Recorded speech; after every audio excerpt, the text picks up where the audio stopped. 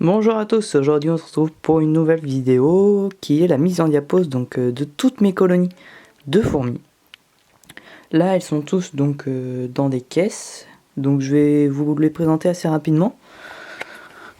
Là nous avons les Tetramorium, donc ils sont tous en tube ici, donc là les tubes sont noirs.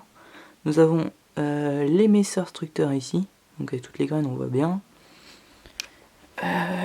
Ici donc nous avons les Camponotus vagus, hop, qui sont dans le nid là. Là on a le nid que vous allez sûrement reconnaître, c'est celui qu'on a fait dans la vidéo. Donc toutes les messas ont bien déménagé dedans, donc je vais vous mettre la vidéo du déménagement donc d'ici quelques jours. Hop, avec une ADC, des graines, un abreuvoir. Ici nous avons des Formica. Là, mes Aphaenogaster subterranea, les Lasus aspect noir, donc qui sont en dessous.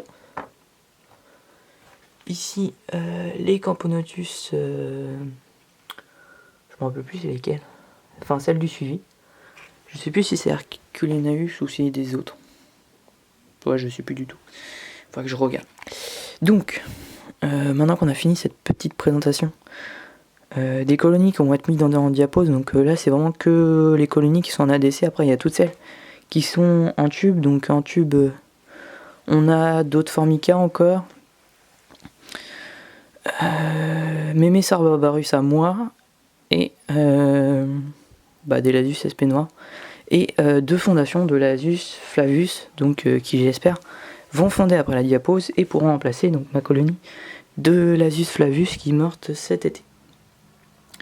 La diapose, maintenant, on va vraiment s'intéresser au vif du sujet. Quelle est l'utilité de la diapose par rapport à nos fourmis? Donc pour tout ce qui est fourmis françaises et plus largement européennes, elles ont toutes besoin donc d'une diapose. Donc la diapose c'est une pause hivernale. Chez les mammifères ça correspond à l'hibernation, donc comme avec les marmottes, ou à une hivernation comme avec les ours.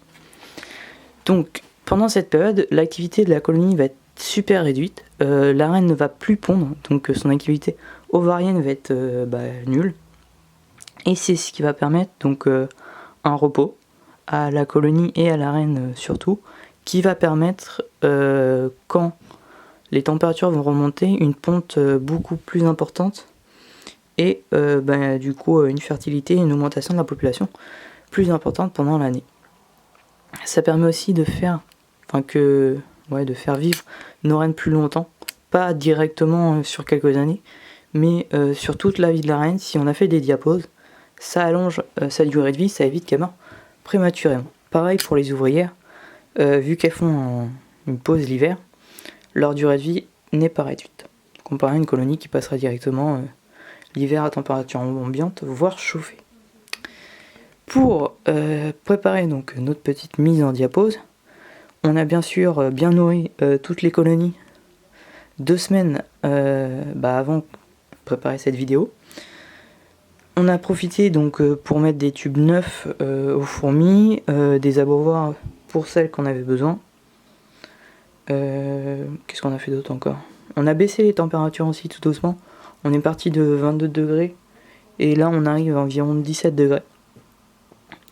Et ensuite on va les amener donc au grenier au-dessus pour qu'elles puissent faire leur diapose, donc entre 10 et 14 degrés, voire peut-être un peu moins de 10 degrés l'hiver s'il fait vraiment froid.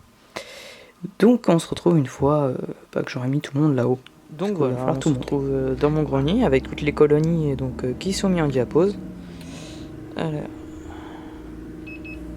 on a actuellement 15 degrés 5. Donc ce qui est pas mal, comme ça leur fait pas trop un choc thermique. La température donc au fur des jours va descendre tout doucement vu que les températures extérieures vont baisser aussi. Donc c'est parfait pour une petite mise en diapose tout doucement. Donc là on va surveiller toutes les semaines à peu près les fourmis, aller remettre de l'eau à celles qui ont besoin, vérifier que tout le monde va bien, et on va les laisser comme ça entre 2 et 3 mois et demi selon les espèces. Voilà, c'était pour la mise en diapose de mes colonies. N'hésitez pas à poser vos questions dans les commentaires en dessous, à vous abonner, à laisser un like ou quoi que ce soit comme vous voulez. Allez, on se retrouve pour de prochaines vidéos.